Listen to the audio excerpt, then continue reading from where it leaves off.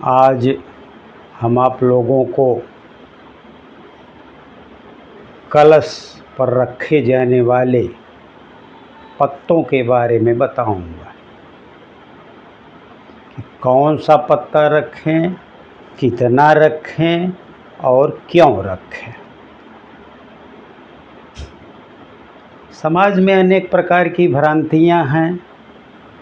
जब हम लोग कहीं पूजा पाठ करने के लिए जाते हैं तो कोई कहता है कि 5 पत्ते आम का लेते आना, तो कोई उसमें हरा पत्ता ला रहा है, कोई सूखा पत्ता ला रहा है, कोई कटा पीटा पत्ता ला रहा है।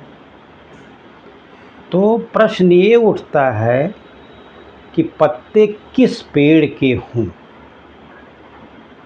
क्या आम के ही हों या और कोई पत्ते हों। हमारे शास्त्रों में एक श्लोक आया है, अश्वत्थोदुम्बर प्लक्ष च्यूत नग्रोध पल्लवा पंच पल्लव मित्युक्तम सर्वकर्मणि शोभनम। अब इसका क्या अर्थ है।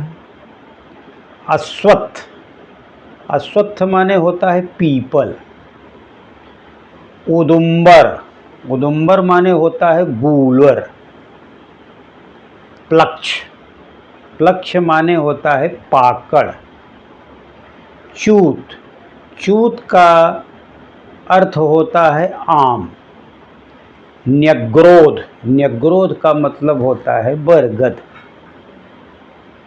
इन्हीं के पल्लव लिए जाते हैं, यानी पीपल, गूलर, पाकड़, आम और बरगद, इन्हीं 5 पेड़ों के पत्ते लिए जाते हैं।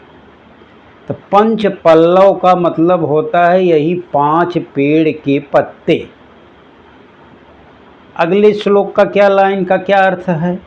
पंच पल्लव मित्युक्तम, इसी को पंच पल्लव कहते हैं, यही उक्त है, माने यही ठीक है।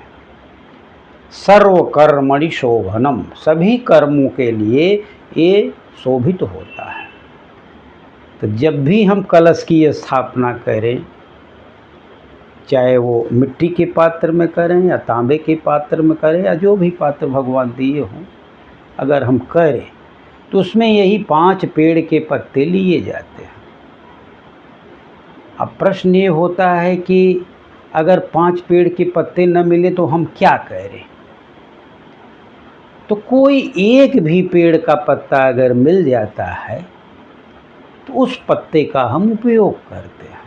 1 पेड़ का मिल जाए, 2 पेड़ का मिल जाए, 3 पेड़ का मिल जाए, जितने पेड़ का मिल जाए उसका हम उपयोग कर लेते हैं। जैसे मान लीजिए आम का मिल गया, पीपल का मिल गया, गूलर का मिल गया, तीनों मिला के कर लिए। तो कोई एक पेड़ का ही पत्ता मान्य, ऐसा नहीं कि एक ही पेड़ के 5 पत्ते लिए जाए। तो 5 पत्ते से मतलब यहाँ पंच पल्लव 5 टाइप के पेड़ के पत्ते से मतलब है। अब प्रश्न आता है कितने पत्ते हम लें। कितने पत्ते के लिए शास्त्र में ऐसा कोई वर्णन नहीं है कि हम कितना पत्ता लें। 5 भी पत्ता ले सकते हैं, 7 भी पत्ता ले सकते हैं, 9 भी पत्ता ले सकते हैं, 11 भी पत्ता ले सकते हैं और भी पत्ता ले सकते हैं, क्योंकि शास्त्रों में ऐसा कुछ वर्णन नहीं है कि हम कितना पत्ता लें। लोग 5 पत्ता कहते हैं, लेकिन 5 पत्ता वो अज्ञानता बस है, कोई इसका बंधन नहीं। और वो कटा पीटा पत्ता न हो, वह हरा पत्ता हो, गंदा पत्ता न हो। तो आप कितना भी मतलब 5, 7, 9, 11 या और भी कुछ आप ले करके उसको आप उसमें कलश में डाल सकते हैं। अब प्रश्न ये भी रहता है कि एक एक पत्ता अलग अलग तोड़ के लाएं कि टहनी पूरी लाएं। हो सके तो टहनी का उपयोग करें, क्योंकि उसमें जो कलश में जल भरा रहता है उसको टच करना चाहिए। तो आपकी समस्या का समाधान हो गया कितना पत्ता उपयोग करें। अब एक प्रश्न इसमें और है कि हम कलश में पत्ते का उपयोग ही क्यों करें? क्या बिना पत्ते के कलश नहीं बनता है? तो क्यों करें इसका भी वर्णन है। वो पत्ता भगवान का आसन माना जाता है। अब उसमें भगवान कहाँ रहते हैं? पत्ते के ऊपर हम नारियल रखते हैं, एक कटोरे में अक्षत भर के रखते हैं, उसके ऊपर दीपक भी रखते हैं कहीं कहीं। तो अक्षत खुद ही, जो छत न हो उसे अक्षत कहते हैं।